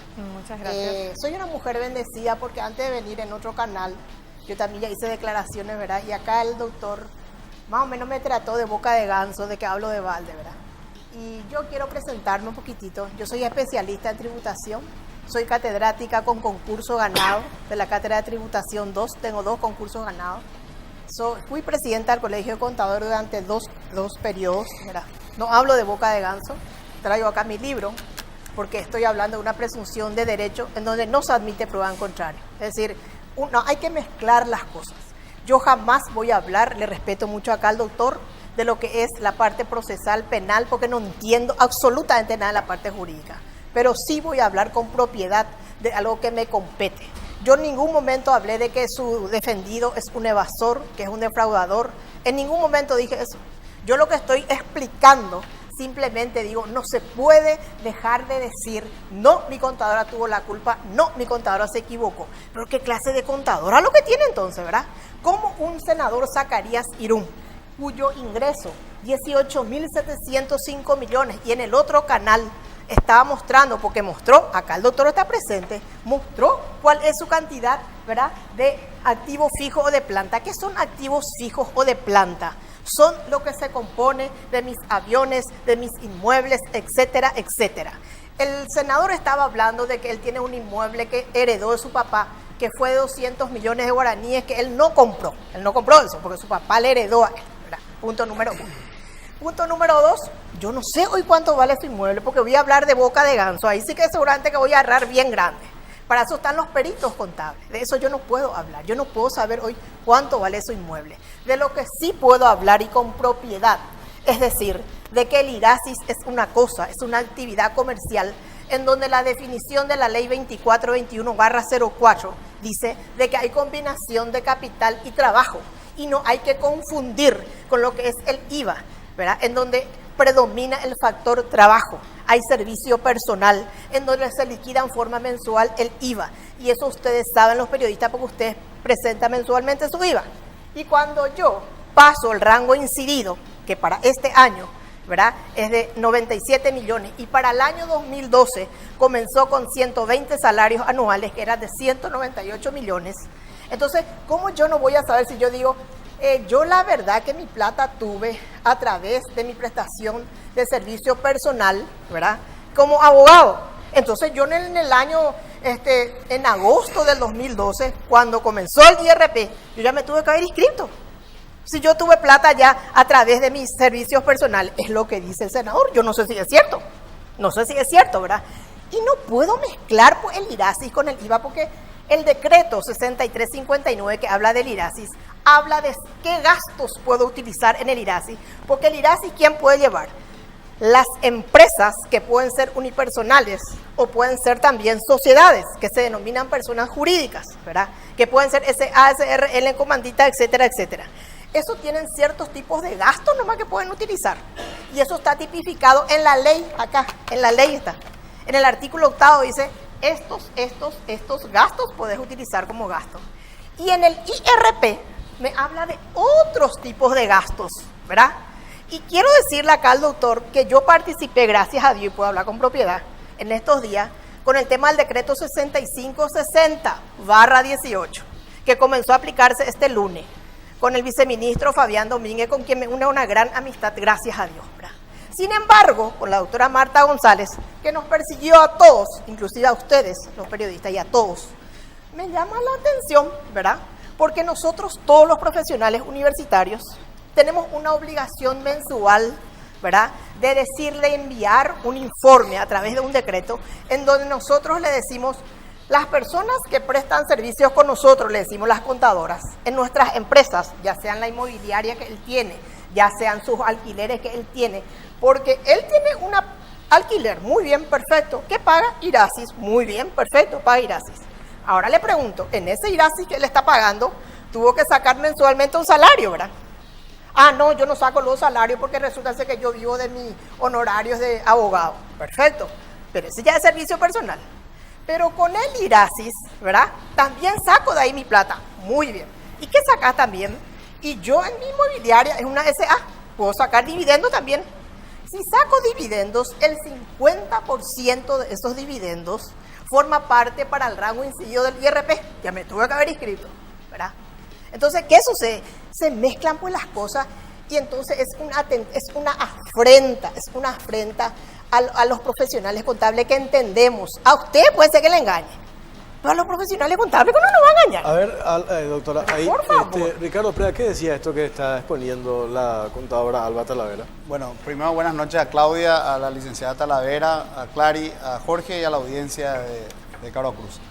Bueno, en primer lugar, no dudo por supuesto de la solvencia intelectual de la licenciada y conozco que ha escrito libros y que es docente en el ámbito. Cuando ella se refiere a mis afirmaciones, me refiero al hecho concreto. Es decir, para hacer sentencias sobre un hecho, uno debe conocer los hechos concretos. O sea, no, yo puedo conocer la teoría, algo del derecho penal, del derecho procesal penal, pero si yo no conozco bien los hechos, yo no puedo hacer un juicio de valor sobre ese caso particular. Y vamos ahora al caso concreto. Como bien lo explicó la licenciada Talavera, el IRP, por ejemplo, y justamente el decreto del cual habla, zanjó una discusión que existía entre la administración y los profesionales y los empresarios acerca de la deducibilidad de las inversiones. La administración anterior decía que esas inversiones no deberían ser deducidas y actualmente eso sí se puede deducir. Vamos al caso concreto del senador Zacarías Irún. ¿Qué hacía la contadora que en el 2013 le llevaba la contabilidad? Después siguió la actual que viene a partir del 2014.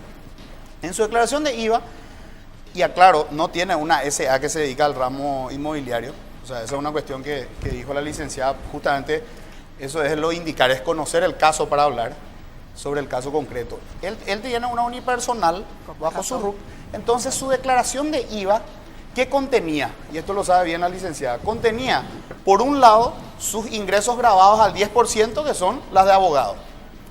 Por otro lado, tenía los ingresos grabados al 5%, que era la percepción de alquileres. ¿De qué se componía su declaración de Irasis?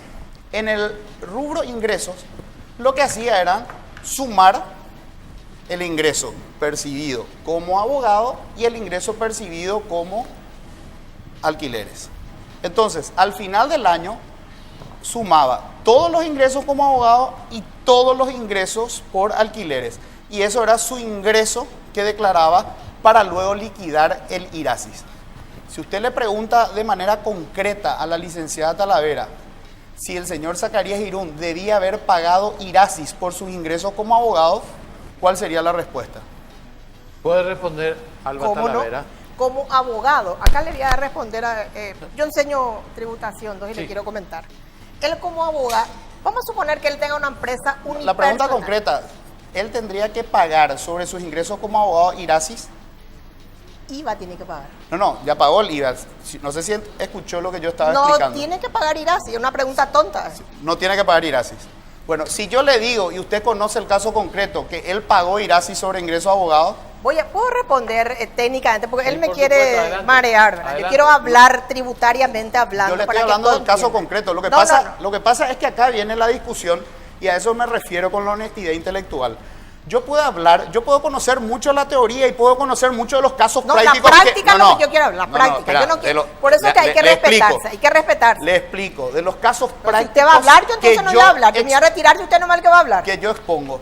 Ahora, yo le estoy, usted puede mirar las declaraciones de IVA de un año y la declaración del Irasis que le corresponde a ese mismo año.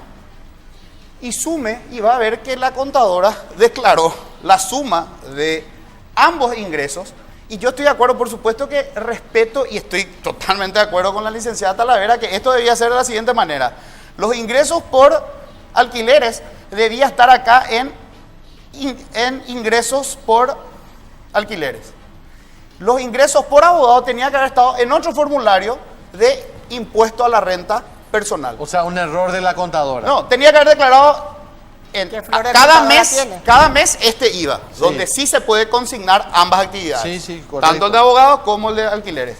Al final del año, en realidad, los meses siguientes, después de terminado el año, debería declarar sus IRASIS con sus ingresos por alquileres y sus IRP con sus ingresos de abogado. Si uno revisa todos los IRASIS del senador Zacarías Girún, va a ver que está la suma de ambos ingresos. Con lo Pero cual, igual sigue siendo un error. Claro, él no declara el IRP, declara en el IRASIS lo que tiene que pagar como IRASIS y lo que no tiene que pagar como IRASIS. Y ahora te explico más. Justamente con la conquista que se le puede llamar a lo que lograron la licenciada Talavera y el gremio y también los empresarios. Si ahora yo me voy al año 2015, 2016 y 2017... Ahí se va a ir con su inversión, va a hablar de algo. Claro, las inversiones, él no declaró en sus IRASIS. ¿Por qué? Porque en el IRASIS no se declaran las inversiones. Ahora, cuando hagamos el IRP, esas inversiones van a entrar en el IRP y se van a poder deducir. Ese es el caso concreto que uno puede verificar y yo no puedo mentir sobre eso porque estas declaraciones están consignadas en el sistema. Yo no puedo cambiar lo que le estoy diciendo. Eso es lo que ocurrió. Ahora, en la teoría, y yo estoy de acuerdo con la licenciada, tenía que haber habido una declaración de IRP que no se hizo. Pero eso no significa que el fisco haya ingresado menos. A ver, doctor. Esa es la aplicación del caso concreto. En todo lo demás estoy de acuerdo con la licenciada. Tenía que haber declarado el IRP. ¿Cuándo se inscribió Zacarías Girún en el IRP? En el IRP, Me da risa. no sé, ahora. Ahora, cuando asumió como senador. No, lo que pasa, a ver, le quiero preguntar, Clarice, sobre esto que le escuché en explicar al doctor. Lo que yo entiendo de esto es que hubo un error quizás, pero no una evasión, porque igual se pagó. Voy a leer lo que es una presunción de intención. ¿Quiere que le lea? Sí. Lo que es una presunción de intención de defraudación. ¿Y sabe qué dijo el viceministro sobre la declaración del doctor? Disculpe que le diga, ¿verdad? Dijo, es un argumento bastante creativo la del doctor, dijo el viceministro. En el diario está, lo digo yo, ¿verdad? Es un argumento bastante creativo, dijo. ¿Pero se evadió o no se evadió, Alba? Le voy a leer, hay una presunción de la intención de defraudar. ¿Qué dice eso? Dice, suministro de informaciones inexactas sobre las actividades de negocio concerniente a la venta, ingresos, compra, gastos, existencia o evaluación de mercadería, capital invertido. ¿Qué es lo que él está diciendo?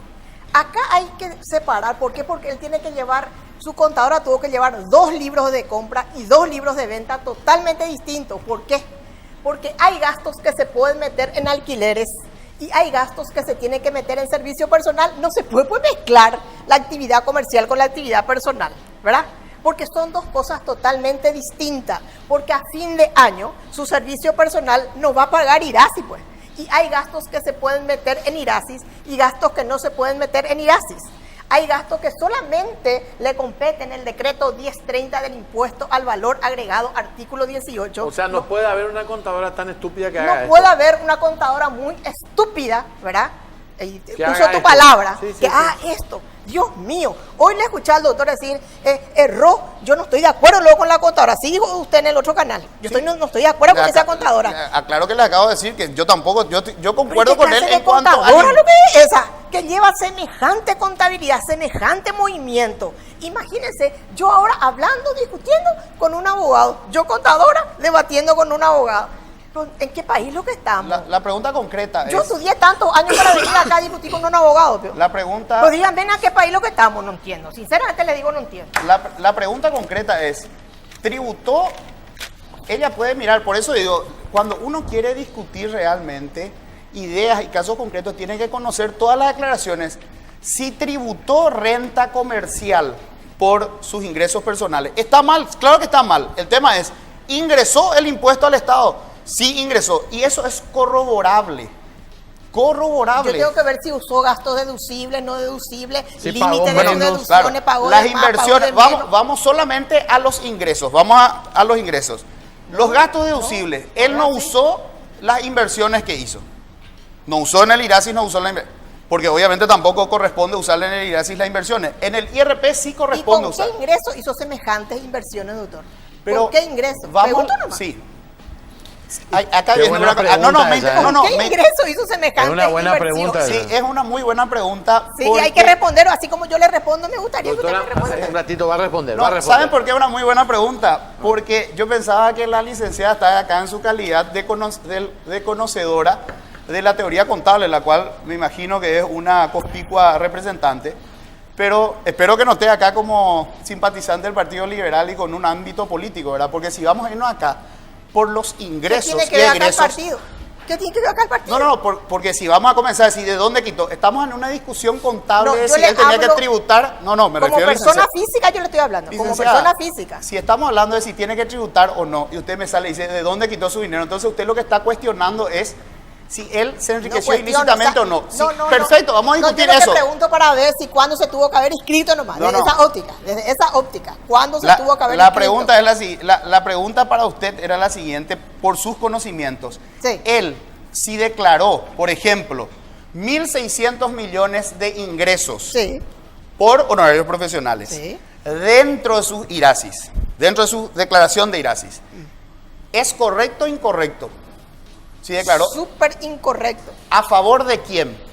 ¿Cómo a favor de quién? ¿Y a quién le perjudica que él haya declarado 1.600 millones en sus ingresos ¿Y IRASIS? qué gasto usó contra esos No, ingresos? solamente con relación a los ingresos. No, es solamente yo Bueno, hablo como ¿qué pasa contadora. ¿qué pasa si pagó de más un impuesto que no debía Y pagar? si pagó de más, tiene que rectificar nomás, y es un pago indebido en exceso, y tiene que recuperar nomás, pero hay que ver, pues. Eso tiene que estar en correspondencia su ingreso con sus egresos. La pregunta es la siguiente. Si él declaró 1.600 millones más en un periodo, porque declaró un ingreso que tenía que haber sido declarado, con el mismo gasto que tiene acá, le vamos a dar el mismo gasto que ya hizo su contadora, la que hizo acá en la declaración del IRASIS. Él tendría que haber pagado menos o más impuestos de IRASIS. Para comenzar, no podemos hablar de boca de ganso. Tenemos que ver qué gasto le corresponde como IRASI y qué gasto le corresponde como servicio personal. Desde la óptica contable estamos hablando, Bueno, como técnica contable. entonces, si usted no conoce esos datos, no puede hacer afirmaciones. No, y no hago yo afirmación. Bueno. Estamos presumiendo, hermano, acá. Bueno. ¿En qué momento yo afirmé algo? A ver, Bueno, doctor le pregunto. Preda, ¿te puedo preguntar algo? Sí. Según esa teoría que estás presentando de que tu cliente efectivamente pudo haberse equivocado por obra y gracia de la contadora, ¿él pagó más impuestos o menos impuestos de lo que hubiera pagado si estaba inscrito en el IRP? En el 2015, 2016, 2017, por las inversiones que él realizó integrando sociedades con acciones, él hubiera podido deducir si él hubiese estado declarando sus ingresos como abogado en el IRP. Hubiera podido deducir eso. ¿Lo dedujo? No. ¿A favor de quién es no haber utilizado esa deducción? A favor del fisco, porque definitivamente él no utiliza una deducción a la cual tiene derecho, y justamente un derecho por la cual la licenciada y varios contadores y varios empresarios lucharon y consiguieron un decreto que le reconoce esa deducción, que no lo utilizó porque obviamente en el IRASI, y en eso concordamos con la licenciada, no lo podía utilizar. Ahora, cuando haga la rectificación y declare, separe los ingresos como tuvo en el IRASI, y así como dice la licenciada, si es que la contadora le cargó algún gasto que no se corresponde con el IRASIS, pero sí se corresponde con el IRP, hará esos gastos en el IRP, sus ingresos en el IRP, y utilizará como deducible las inversiones, lo cual no utilizó. Para nosotros, en 5 años, hemos corroborado que él pagó al fisco 858.600.000 guaraníes en IRASIS. Entre 2013 y 2018. Sí. Si él le hacemos ahora la reliquidación, utilizamos los criterios de IRP. Sí. El Estado le puede devolver. El Estado, nosotros tenemos un saldo a favor de 235 millones. Ojalá, pero ¿sabes lo que pasa, doctor Preda? Para finalizar, Alba, acá hay una percepción, y es la más dolorosa, y es que nosotros los últimos del vagón, los pilas de este país, tenemos que juntar cada facturita acá, y él, siendo ex candidato a presidente de la República del partido más grande de este país, siendo actual senador, él, yo no sabía que tenía que pagarle, dejé tomando mi contadora. Puede ser, pero la sensación es más agria. La sensación es que él quiso evadir el IRP. Desde su nivel de conocimiento, no es un 4 de copas, doctor. ¿Cuál es la ventaja nomás del tema? O sea, si uno evade impuestos, y la licenciada le va a decir, o sea, uno no evade impuestos por ánimo de evadir. Obviamente lo hace porque pretende algún tipo de ganancia, es decir, ingresar menos dinero al fisco. Vamos a ver si es como vos decís en esos números. Cuando se contrasta. Claro, pero lo que pasa es que la propia oficina de tributación puede sumar todos los ingresos y ver qué declaró en su IRASIS y se va a dar cuenta de que los ingresos como abogado lo declaró en el IRASIS, lo cual concordamos es incorrecto. O sea, es incorrecto. De eso estamos todos convencidos de incorrecto. Ahora, él no declaró en el IRP, y sí, no declaró en el IRP, declaró en el IRASIS. ¿Cuál es su ventaja económica? Ninguna. Entonces, ¿quién omite inscribirse a un impuesto para pagar otro en el cual no puede deducir Vamos a unos ver valores? si no hay una ventaja. Pero lo que le digo es eso, o sea que él no puede deducir las inversiones. En el IRASIS no pudo deducir las inversiones. En el IRP lo va a poder hacer. Vamos a ver si nos sacó una ventaja. Por último, quiero decir nomás una cosa. Siempre pues la contadora es la culpable, ¿verdad? Es muy fácil tirar el fardo a la contadora. No, estas cosas pues es ridículo. Y otra cosa que me llama la atención. ¿Por qué la contadora no sale a hablar? ¿Por qué no declara a la contadora? ¿Por qué los periodistas no le llaman a la contadora? Ella tiene que también, ¿verdad? Y otra cosa, usted tiene que saber, doctor, acá habla también de una responsabilidad compartida también, ¿verdad? Él tuvo que haber, por lo menos tiene que, en caso de que exista presunción de defraudación, existe una responsabilidad también de parte de los representantes. Sí, usted sabe, en este caso. Usted sabe, yo sé que usted dijo al inicio que no entiende derecho penal y procesal penal. No ¿verdad? entiendo absolutamente. Usted sabe que las presunciones están prohibidas por la Constitución Nacional en el ámbito sancionatorio. Acá no, ya sé. Esta es una ley. Eso dice la ley 125 y lo sé. Y hace creo que 20 años o no sé cuánto está vigente esa ley y ninguno de ustedes plantearon la inconstitucionalidad de una regla que hace presumir algo que es una infracción cuando la Constitución claramente dice en el artículo 17, inciso primero, que en todos los procedimientos penales o para aplicar una sanción administrativa como la defraudación, tiene que ser presumida la inocencia. Sin embargo, ustedes nunca atacaron una ley que presume... ¿Y usted el que estuvo en contra de la prejudicialidad? Creo que usted estuvo con Marta luego también. Gracias, licenciada. Gracias, doctor. Bueno, muy amable. muchas Ya viene gracias a usted por la Salvador invitación. Icar con toda la información deportiva. Chao, Clarín. No tenemos más tiempo. No quiero decir más. Me duele que nosotros los pilas tenemos que juntar todas las facturas y que alguien diga que no sabía que tenía que pagar. Solo eso. ¿Vos pagás tu IRP? Por supuesto. Sí, Pero bueno. eso ya es una presunción. Pues. No, claro, presunción. Presunción. Buenas noches.